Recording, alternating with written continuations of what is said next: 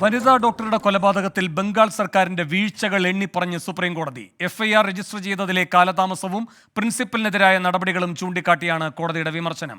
Medical കോളേജിലെ ആൾക്കൂട്ട ആക്രമണം തടയുന്നതിലെ വീഴ്ചയും കോടതി എടുത്തു പറഞ്ഞു. അന്വേഷണത്തിലെ തൽസ്ഥിതി വിവരങ്ങൾ വ്യാഴാഴ്ച നൽകാൻ സിബിഐയോട് കോടതി നിർദ്ദേശിച്ചു. വിവരങ്ങളുമായി ആർ രാധാകൃഷ്ണൻ ഡൽഹിയിൽ നിന്ന് ചേരുന്നു. രാധാകൃഷ്ണൻ, എന്തൊക്കെയാണ് സുപ്രീം കോടതിയുടെ വിമർശനം? വേണു, ബംഗാൾ സർക്കാരിനെതിരെ രൂക്ഷമായിട്ടുള്ള വിമർശനങ്ങളാണ് സുപ്രീം കോടതി ഉന്നയിച്ചത്. ബംഗാൾ സർക്കാർ ഡോക്ടർമാരുടെ സുരക്ഷ ഉറപ്പാക്കാൻ പരാജയപ്പെട്ടിരിക്കുന്നു എന്ന് സുപ്രീം കോടതി നിരീക്ഷിച്ചിരിക്കുന്നു. നമുക്ക് അതിലേക്ക് വരുന്നതിന് മുമ്പ് വളരെ പ്രധാനപ്പെട്ട ഒരു തീരുമാനം ഇപ്പോൾ സുപ്രീം കോടതിയുടെ ഭാഗത്ത് നിന്ന് ഉണ്ടായിരിക്കുന്നു.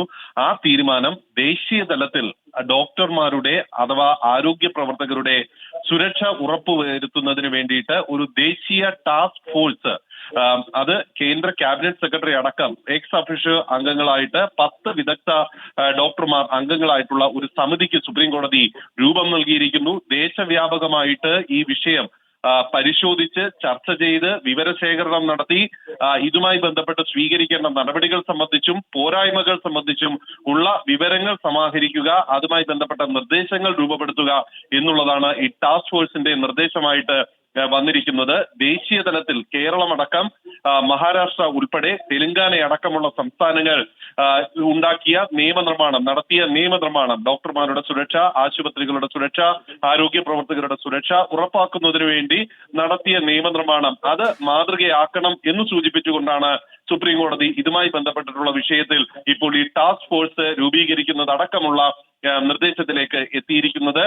കേരളമടക്കമുള്ള സംസ്ഥാനങ്ങൾ നടത്തിയ നിയമനിർമ്മാണം അത് എല്ലാവിധത്തിലും സാമൂഹികമായി ഡോക്ടർമാർക്കും ആരോഗ്യ പ്രവർത്തകർക്കും സംരക്ഷണവും തെറ്റു ചെയ്യുന്നവർക്ക്, ഈ ഡോക്ടർമാർക്കും ഒക്കെ എതിരെ അക്രമങ്ങൾ നടത്തുന്നവർക്ക് ഉചിതമായിട്ടുള്ള ശിക്ഷ ഉറപ്പാക്കുന്നതിനും പര്യാപ്തമാണ് എന്നതടക്കമുള്ള നിർദ്ദേശവും സുപ്രീം കോടതിയുടെ ഭാഗത്ത് നിന്ന് ഉണ്ടായി. അതുമായി ബന്ധപ്പെട്ടിട്ടുള്ള തുടർ നിർദ്ദേശങ്ങൾ സുപ്രീം കോടതി ഇപ്പോൾ നൽകി വരികയാണ്. നേരത്തെ ബംഗാൾ സർക്കാരിന് ഈ ഡോക്ടർമാരുടെ സുരക്ഷ ഉറപ്പാക്കുന്ന വിഷയത്തിൽ ഗുരുതരമായിട്ടുള്ള പാകപ്പിഴ എന്നുള്ളത് മാത്രമല്ല പൂർണ്ണമായിട്ടുള്ള പരാജയം ഉണ്ടായി എന്ന് സുപ്രീം കോടതി വിലയിരുത്തി. ഡോക്ടർമാരുടെ സുരക്ഷ ഉറപ്പാക്കുന്നത് വിധത്തിൽ മാത്രമല്ല അടിസ്ഥാന സൗകര്യങ്ങളുടെ കാര്യത്തിൽ ഉൾപ്പെടെയുള്ള വീഴ്ചകൾ ചൂണ്ടിക്കാട്ടിയാണ് സുപ്രീം കോടതി ഇക്കാര്യം പറഞ്ഞത്. ഈ കേസുമായി ബന്ധപ്പെട്ട് കോടതിയുടെ ഭാഗത്ത് നിന്ന് രൂക്ഷമായിട്ടുള്ള വിമർശനങ്ങളും ബംഗാൾ സർക്കാരിന് എതിരെ ഉണ്ടായി. ഏതാണ്ട് 8 മണിയോടുകൂടി ഭൗതിക ശരീരം പോസ്റ്റ്മോർട്ടത്തിന് ശേഷം കൈമാറപ്പെട്ടെങ്കിൽ 11:45 ശേഷമാണ് എഫ്ഐആർ രജിസ്റ്റർ ചെയ്യുന്ന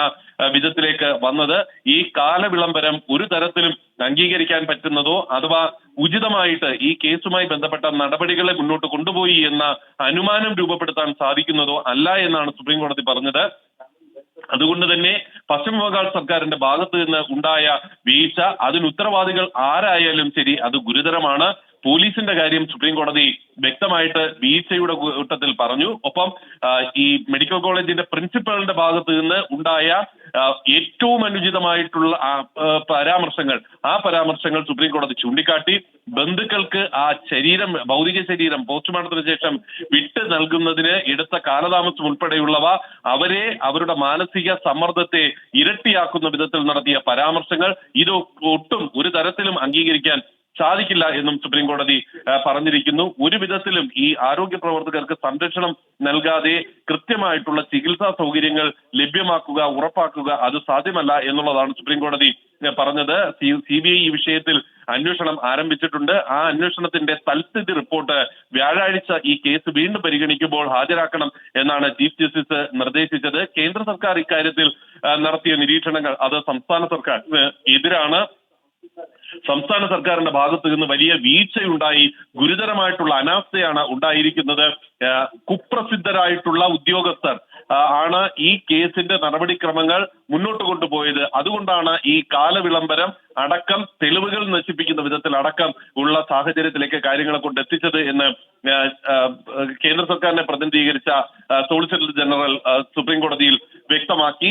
ഈ കുപ്രസിദ്ധരായിട്ടുള്ള ഉദ്യോഗസ്ഥർ ഉള്ളത് കൊണ്ടാണ് ഈ സംഘത്തിന് ഈ കേസുമായി ബന്ധപ്പെട്ടിട്ട് വലിയ വീഴ്ചകൾ ഉണ്ടാക്കാനായിട്ടുള്ള അവസരം ലഭിച്ചത് എന്നും കേന്ദ്ര സർക്കാർ വ്യക്തമാക്കി. രാഷ്ട്രീയമായിട്ട് തങ്ങളെ പ്രതിക്കൂട്ടിൽ നിർത്താനാണ് ഈ ആരോപണങ്ങളെന്ന് പശ്ചിമബംഗാളിന് വേണ്ടി ഹാജരായ കപിൽ സിബൽ പറഞ്ഞെങ്കിലും സുപ്രീം കോടതി അത് അംഗീകരിച്ചില്ല. മറിച്ച് ഈ വിഷയത്തിൽ പൊതു സമൂഹത്തിൽ നിന്ന് ഉണ്ടാകുന്ന വികാരങ്ങളെ അതിനെ മാനിക്കാതെ മുന്നോട്ട് പോകാൻ സാധിക്കില്ല. മാധ്യമങ്ങളിൽ അടക്കം വരുന്ന വാർത്തകളും വിവരങ്ങളും ജനങ്ങളുടെ ഭാഗത്ത് നിന്നുണ്ടാകുന്ന പ്രതിഷേധങ്ങളും നിലവിലുള്ള ഏത് സാഹചര്യത്തിലാണെങ്കിലും അങ്ങനെയുള്ള അവസ്ഥയെ അത് പ്രതിഫലിപ്പിക്കുന്ന വിധത്തിൽ ഉള്ളതാണ്. ഡോക്ടർമാരുടെ സുരക്ഷ ഉറപ്പാക്കിയേ മതിയാകൂ എന്നുള്ളതാണ് കോടതി വ്യക്തമാക്കിയത്. പശ്ചിമബംഗാൾ സർക്കാരിന്റെ ഏറ്റവും വലിയ വീഴ്ച ആയി ചൂണ്ടിക്കാട്ടുന്നത് ഈ സംഭവം നടന്നതിന് ശേഷം വേണ്ടത്ര ജാഗ്രത പുലർത്താൻ സംവിധാനങ്ങൾക്ക് സാധിച്ചില്ല എന്നുള്ളതാണ്. ആ സംവിധാനങ്ങൾക്ക് ജാഗ്രത ഇല്ലാതായി